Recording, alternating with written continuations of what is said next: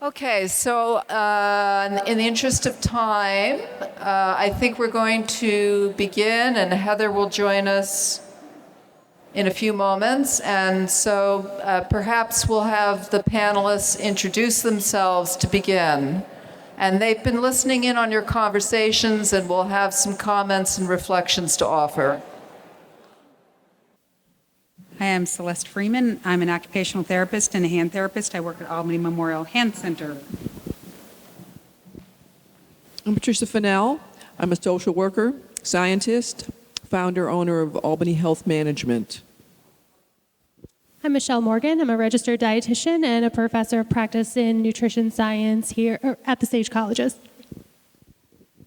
I'm Lee Shapiro. I'm a rheumatologist with a focus in my practice on scleroderma, and I'm Chief Medical Officer of the Steffens Scleroderma Foundation. Tom Hotel, I'm a physical therapist at Physical Therapy Associates of Schenectady. Rosie Van Patten. I'm a registered nurse and I'm an assistant professor at Siena College. Hi guys, Jessica Farrell. I'm a pharmacist. I am associate professor here at the College of Pharmacy and clinical pharmacist at the Center for Rheumatology and associate medical officer for the Steffens Scleroderma Foundation.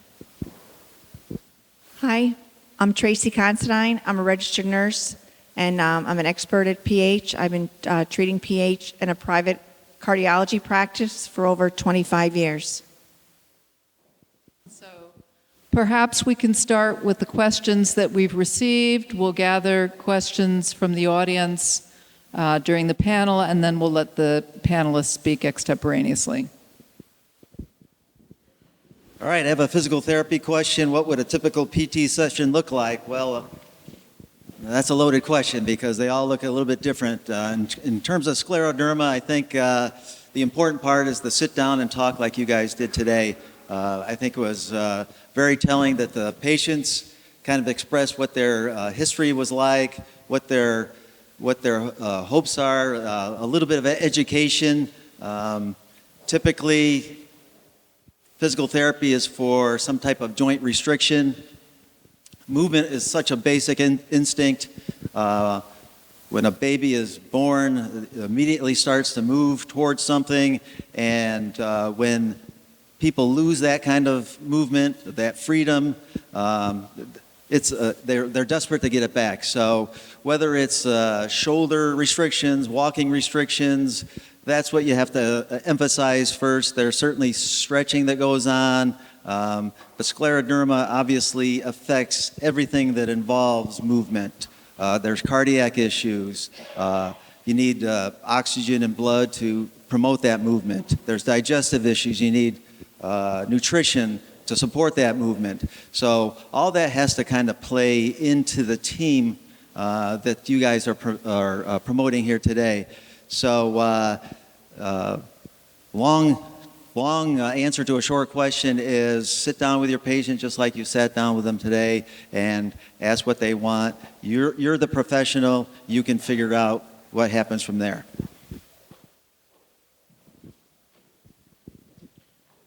So sitting next to a physical therapist, I was just going to sit, but I will stand also.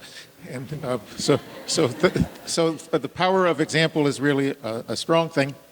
So the question was, what has been the biggest stride to curing scleroderma?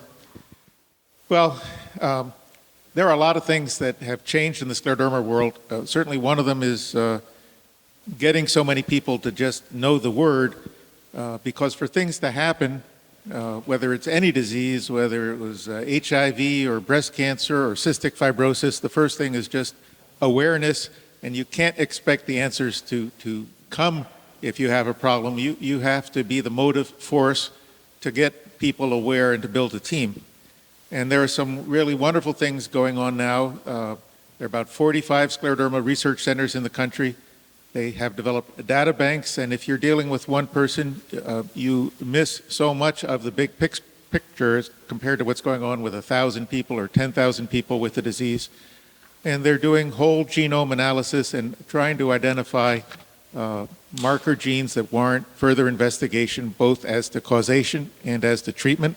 So these things are coming in the future. And on a practical level, a lot of the most terrifying, life-threatening aspects of scleroderma, which as recently as 40 or 30 years ago had no treatment, can be very effectively treated now. A renal crisis, which is a problem that was always had a bad outcome of renal failure or death, is now something very easily treated if the patient and the physician are aware of what is happening. And pulmonary hypertension, which Tracy mentioned, had no treatment as recently as 25 years ago, and now there are 14 drugs, maybe more, still 14, but each year there's one or two more. So we're in a revolutionary era, and again, this is what awareness is all about, that we can pick up speed and move faster. Thank you. Okay, so I see some great questions here, similar in nature. What is a typical diet for a patient with scleroderma? How to nutritionally help someone with scleroderma? Is there a certain diet? And from a nutrition standpoint, is there something you recommend as the most helpful thing to help a patient? And I think I also should stand.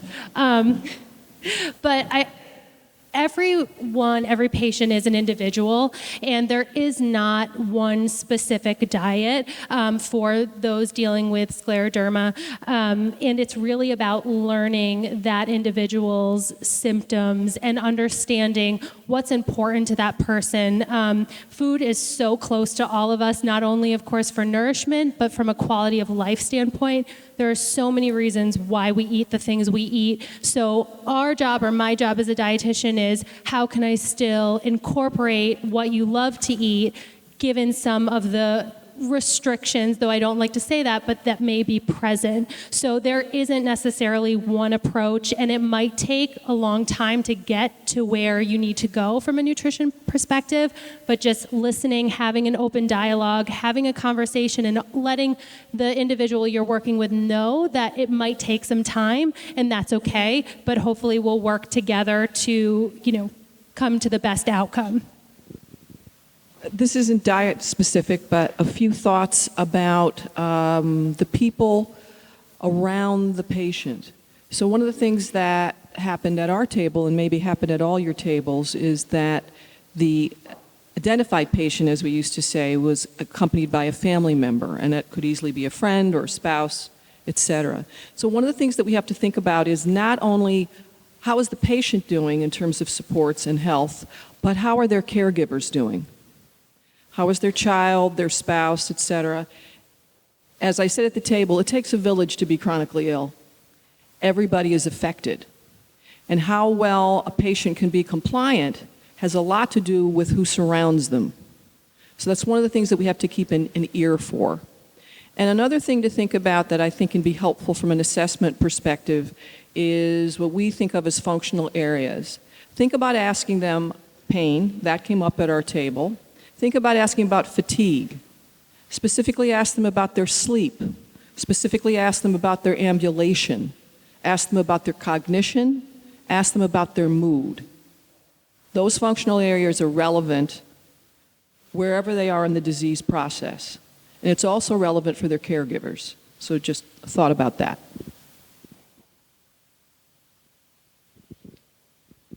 I have a question that's directed towards PT and OT. And it says, it basically is making a statement, I feel OT plays an integral role in primary treatment of scleroderma. So I'd like to address that a little bit. A lot of what's being talked about today, you all spoke with people that you'd never met before, people who have a disease process that you don't understand well, and they're at various points in their adaptation or in their journey with that disease. So for me, as an OT, there have been times when Dr. Shapiro has sent people to me to start them on occupational therapy within 2 or 3 weeks of being diagnosed. So as an occupational therapist, it's extremely important that I know how to communicate with that individual in a manner that is positive, is constructive, hopeful, and that I can transfer empowerment to that individual that they can get better. They can have an impact on the disease process and be extremely aware of the fact that there's some of the folks that come to see me have so many things going on, it can be completely overwhelming, like where do you start? And the most important thing to start with is connecting with respect to that individual, connecting with exactly where they're at in the process, not taking on too many things at once. There's a tendency when you see a lot of needs all at once in an individual to, there's a saying at the Hand Center, don't try to boil the ocean. You just have to take one piece at a time and address it and be slow and sort of respectful in how you take them through a journey of learning how to take care of themselves. And also be aware, I've had people tell me that they've had distant relatives or whatever friends tell them absolutely horrifying things very early on in their disease process. I literally had a woman say the other day to me, I said, it looks like you're doing pretty well. Your hands look like they're not terribly involved. She goes, oh, I'm so relieved. I thought this was a death sentence. And, do not underestimate the power of your words and do not underestimate the power of your attitude in bringing hope and also a positive frame of mind to the person that you've been entrusted to work with. And they will teach you, as was mentioned earlier, they will teach you what needs to be done and how you can help them. I have learned more than I could possibly have ever taught from people with scleroderma. I have a couple questions. The first one is, what do you recommend is the best way for multiple doctors and professionals to communicate about a patient and their condition? I'm not quite sure what answer they're looking for, so I'll just give. I think the best way to communicate doctor-wise, there's so many outlets now. There's my chart, there's telephone conversations. I just think everybody has to be on the same page, and I find it very tedious as a patient to have to go from doctor to doctor carrying all my charts, all of my CT scans, all of my, x-rays and things like that. So I think it's wonderful now that we have all of these different, computer programs that can transfer all your records all over, and so you don't have to worry about one more thing as a patient. I think I'm answering this correctly, I hope. Okay. Yeah, so it's not always on the patient.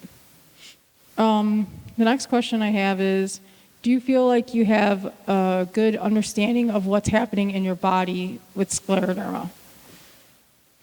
When I was first diagnosed, absolutely not. I knew nothing. I knew nothing. And I was a nursing student in my second semester, so I was pretty well-versed on the body, but I didn't really know anything about scleroderma. Over the years, and since it's happening to you and it's your body, I think you learn to pay attention. At least I did. I wanted to know why it was happening. I wanted to know when it was happening, what I could do to stop it or to prevent or to, slow it down. I wanted to make sure that I was understanding everything that was going to happen to me and my choices so I could make the best one for myself and my health. So now, yes, I know exactly what's going on. I know exactly what each drug does and why I take it. I know the names of the drugs instead of just the colors. I know why I go to each doctor and what their job is to do. I know new treatments. I know clinical trials. I take an active role as a patient, and I think it's very important. We can't just rely on you as medical professionals to do the job of, curing us and saving our lives. We have to be there along the way because we're the ones living in the body. We're the ones that have the symptoms. We're the ones that are going through the pain or, taking the medication. So we have to be able to express that. And then the second half of that is, do you feel supported in your community? Absolutely. Scleroderma community is amazing. We might be one of the most, not most, but we might be one of the more sicker communities, but we are definitely one of the more kind-hearted and positive communities that I've seen. The Scleroderma Foundation gives a great outlet for education and awareness and support. I have a local support group as well as a lot of other states that you could go to. There's a lot of online support. There's a lot out there than what there was when I was first diagnosed, and it makes me really happy to see that people in our community are talking to one another, are spreading the word, are not alone in this. And my last question is, what keeps you going on bad days? Bad days? I think the fact that I allow myself to have a bad day is part of the reason why I think I deal with this disease maybe differently than other people. I think it's definitely okay to feel sorry for yourself, to be mad, to feel defeated, to cry about it, to maybe not want to go out for the day. I think that it's okay to feel everything that you feel when you want to feel it. It's an illness that it changes your whole life. I was diagnosed at a young age, so I had to give up a lot of things. I had to give up my career. I didn't get to finish school. I ended up having to not be able to have my own kids. It's a lot. So I think if you want to have a bad day and you want to throw stuff around your room, that you are absolutely 100% entitled to do that. But I think it's what you do after that, how you take that, and for me, I turn it into something positive. I will write an article about what I'm feeling and exactly how I feel and publish that, or I will talk about it with my other members of my community or call a friend. I think that you are allowed to not only have bad days, but you're allowed to have good days, and you're allowed to thrive, and you're allowed to be a normal person and be treated as a normal person. Okay, I have a question. What are the typical first symptoms of scleroderma? Well, I've been a nurse for about 40 years and working in a hospital setting, and it wasn't until my brother, Lou Renna, was diagnosed with scleroderma. And his first symptoms was Raynaud's phenomenon, which it's pretty much for a lot of people, but it could be different for many people too. Because as we learned and as I was listening at the tables, scleroderma is very difficult to diagnose. And they start having these symptoms like Raynaud's. And his next symptom, he had the small dilated blood vessels on his face and his hands. And then he had the tightening of the skin on his legs and had a biopsy done. And that showed sclerotic changes. And then it was put on the Cellcept for the skin tightening symptoms. And then he started seeing a rheumatologist. And he also had a pacemaker before he was even diagnosed and was seeing a cardiologist for this. And then it wasn't until 2008 when he was finally diagnosed with the disease. So the symptoms progress as they go on, and it's different for everybody as we hear, and just sitting and listening at the tables again, everybody's symptoms and the way they get to the diagnosis is very different. But as a nurse, we have to listen to our patients, just like we did today, and we have to care for their symptoms. And that's a key part of our job, is listening and providing comfort and care for them. So for answering the question, I think Raynaud's is like a very typical first symptom, but there are many. So So this question that I have is regarding scleroderma. Are there any exciting research breakthroughs that may be helpful for patients with scleroderma? So actually, there is a medication that was recently approved in August or early September. It was the first drug that was approved for scleroderma-associated lung fibrosis. So it's nintedanib, which is a tyrosine kinase inhibitor. So it's one of the first drugs that has been approved specifically for scleroderma-related complications. So I think this is a huge, huge breakthrough for the community and very exciting. It's not something that's going to be used for every patient with scleroderma, but I think that we're definitely getting the disease recognized, and that the pharmaceutical industry is recognizing that there needs to be money put into research, which I think is a very, very good thing. Although, we sometimes think of pharmaceutical companies as not always in the best light. I think it's important to recognize that they're able to support and fund research for small disease states like scleroderma, and I think that's very important.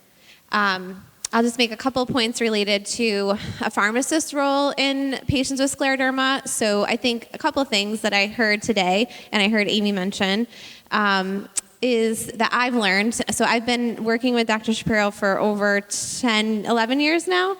And when I first learned about scleroderma and I first saw a patient with him, I had never heard of it. I hadn't learned about it in school, and I was a little nervous and overwhelmed, and I didn't know how I would be able to help that patient.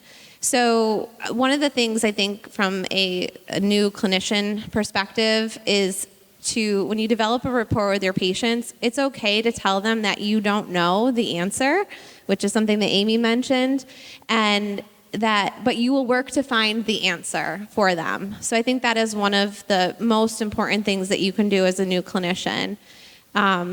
There's lots of other things that I learned along the way. Another important one is that patients with scleroderma tend to have a much higher health literacy. I think Amy mentioned this also, which I think is really important to recognize. So I think in school you're often taught that you should counsel a patient on their medications at a 6th grade education level.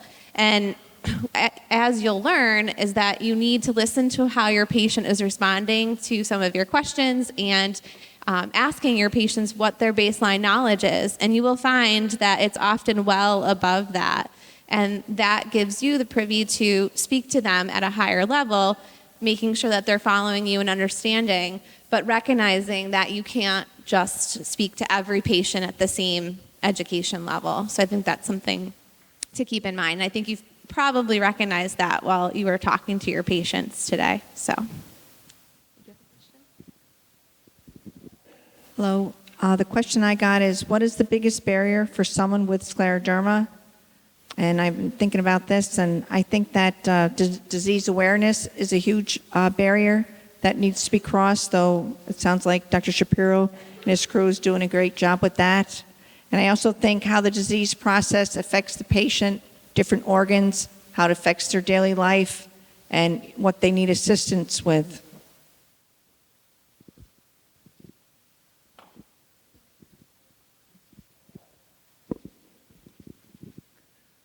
So I have a question. What is the process of diagnosing scleroderma?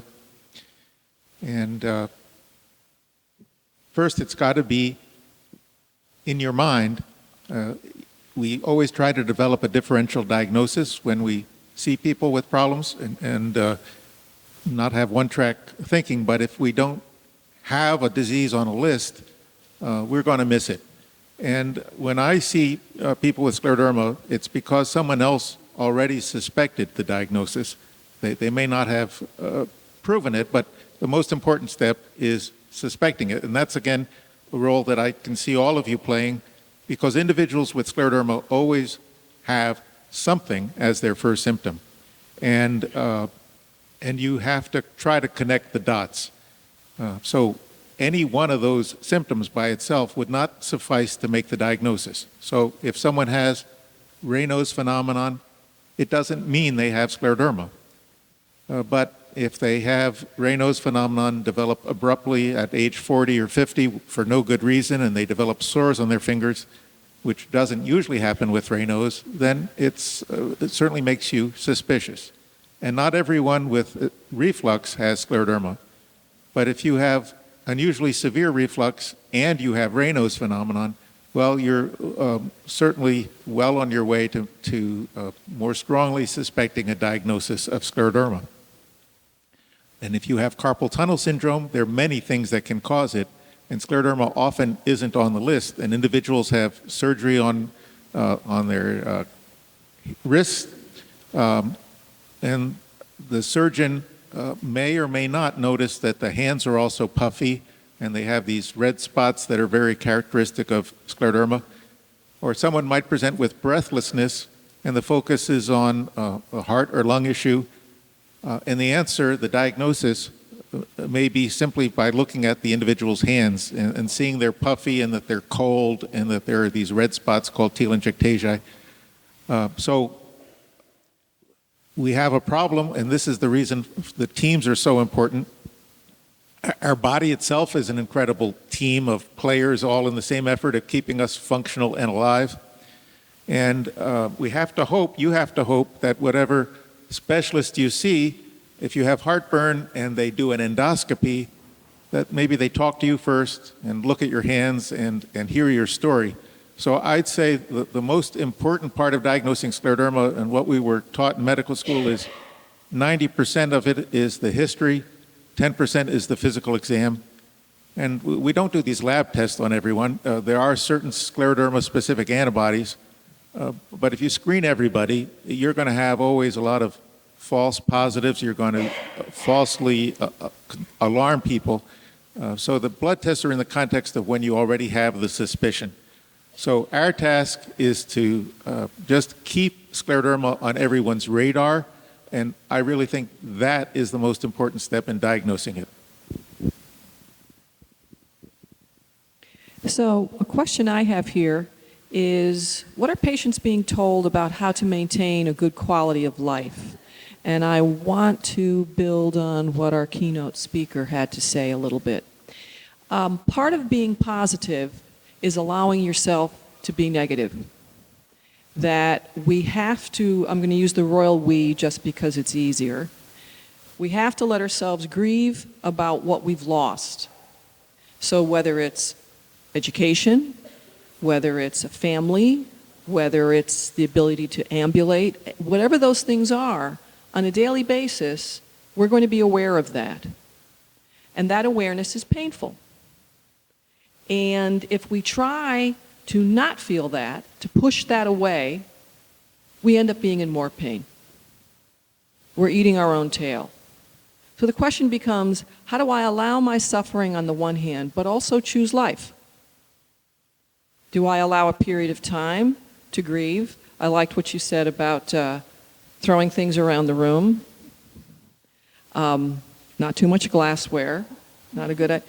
But allowing that expression, and that makes room for the rest. That makes room to have other kinds of experiences. And that goes for the family members and the friends too. It's both sides of the equation. And that can be, as a practitioner, very hard to listen to because we're listening to people suffering. So we need support too, or we won't be able to do the emotional heavy lifting. That's what this job is when we're called to this kind of service. So that's balance. So balance is, in addition to diet, in addition to movement, in addition to creating a balanced care team, is balance in the life every day. There's no way that one of these patients on any given day isn't experiencing some loss. That's part of what has to be accounted for. And they may account for that in part by allowing themselves to express it to a friend, going online to a support group, crying. But then, what else can be done with that day? What else can they do with their time in addition, so that there is again that balance? That balance is really key. Another question I was given was, how does diagnosing scleroderma early affect a patient's prognosis, a patient's outcome? Part of why it could be argued that these patients are so health literate is because it's taken so long for them to get diagnosed. And a goal would be that we diagnose them earlier and they don't have to become quite that health literate. But they are, and that is part of the management. Now, one of the things that we've been doing to that end is working on our Pathways to Diagnosis project, our research project, trying to really have an accounting of what have these patients, what have folks experienced in this lengthy pathway? What kinds of things were they diagnosed with? How did people interact with him? What kind of things were said to them? How did they cope with that? How did those around them cope with that? Who suspected it? Which practitioners? So we've got a lot of good information about that. We're going to have more as we continue to do the data, to look at the data. But the goal is to shorten that pathway. We want to get these patients diagnosed sooner. And taking a team approach will help. So, one person who was supposed to be here tonight and couldn't, just to give clarity to the unusual paths people have. There's one person present here who diagnosed themselves because they're a healthcare practitioner. They figured it out. And someone who couldn't make it, her nail technician felt a difference in the texture of her hands and told her to go see a physician. So if you think there's a lack of awareness, if there's a hole out there, there is still a hole out there. And it is tremendously meaningful that all of you who are present here today, because of this evening and because of what you've learned, when and if you encounter someone who may have some of the variables that equal a diagnosis with scleroderma, and you become a provider, that they will be spared the agony of looking into blank eyes in response to them telling you what their diagnosis is. That is extremely painful and very tedious, and it wears people out. So there's been many good things said: listening, responding, and sometimes just listening to a painful story is a tremendous gift that you can give someone, especially if you have some insight as to what they're talking about. So it is a massive milestone for you all to be here tonight for that very purpose. So a nail technician doesn't have to diagnose another person with scleroderma. Thank you very much. That was, we could talk much longer. I'm the timekeeper, so I'm going to keep us on time.